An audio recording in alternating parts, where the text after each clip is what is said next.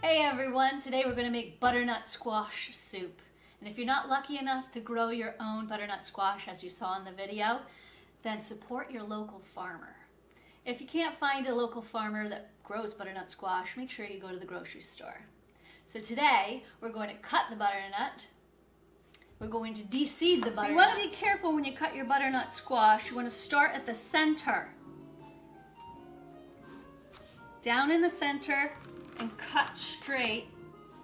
Pick up the knife, turn your butternut squash, start from the center again, and do another slice. Be careful of the stem. Turn it around again, go down to the middle, and crack it open. Whew, this one's a tough one. Oh, there we go. And there you have the butternut squash halved, and you can see all the nice seeds for next year's butternut squash. So now that they're in halves and you can see the beautiful seeds, we're going to grab a paper towel and we're going to take the seeds out with a spoon and just kind of go around the butternut squash and take out the seeds. Dump it here. Make sure you scrape around and get all those seeds out. Place that to the side and do the other half. So after you scrape out all the seeds and get all the pulp out, you have a nice empty butternut squash. And after you're done with the seed de-seeding, you're going to go through the pulp and save all your seeds. Make sure they dry out, and every couple days just make sure that you have a fresh paper towel, dry them out, and save them for next year. So, set your seeds aside, get your baking sheet and your parchment paper. I have a piece all ready for my butternut squash.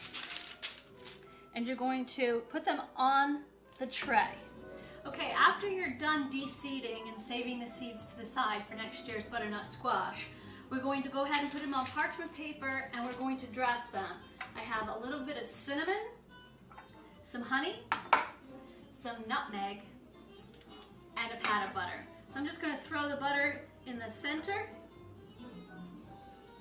I'm going to throw a little nutmeg in there, just sprinkle just a little bit to season it up, add some essence, some cinnamon, just a sprinkle, and a little drizzle of honey. I'm going to bake these for 2 hours on 375 or until this part gets tender by a fork. As soon as you can pull the fork out, you're ready to pull them out. So I'm going to go over to the oven, I'm going to put them in, and I already have some baking for 2 hours.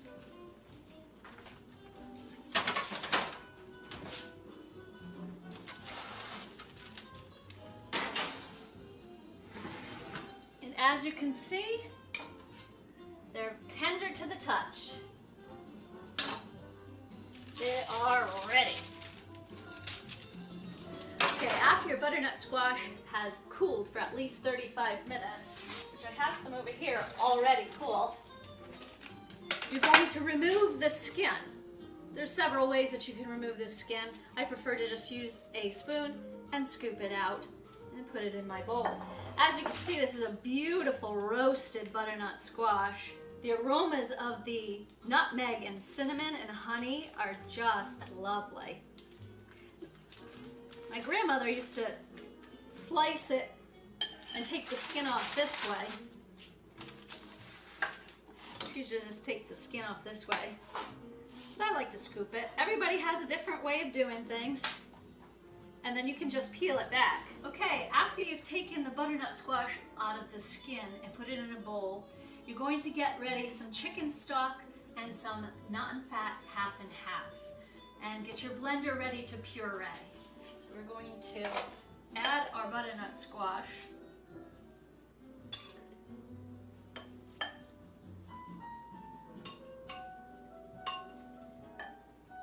Some half and half.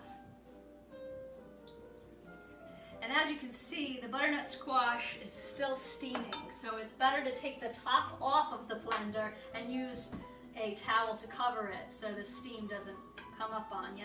And add the chicken stock as needed.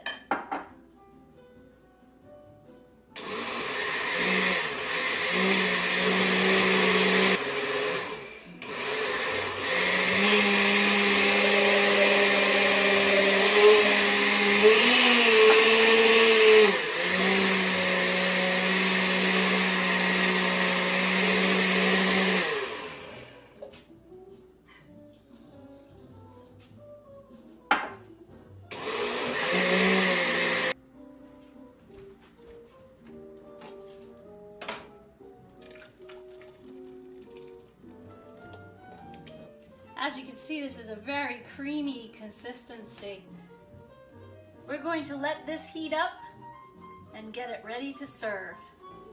All right, after constantly stirring for about 20 minutes and it's nice and steamy, you want to serve your guests up nice and hot butternut squash soup.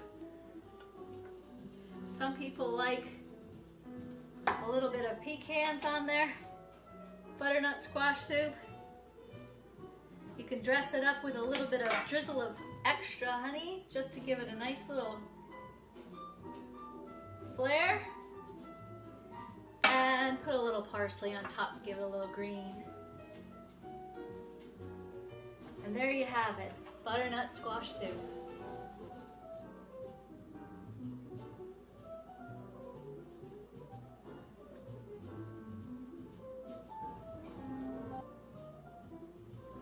So let's taste it.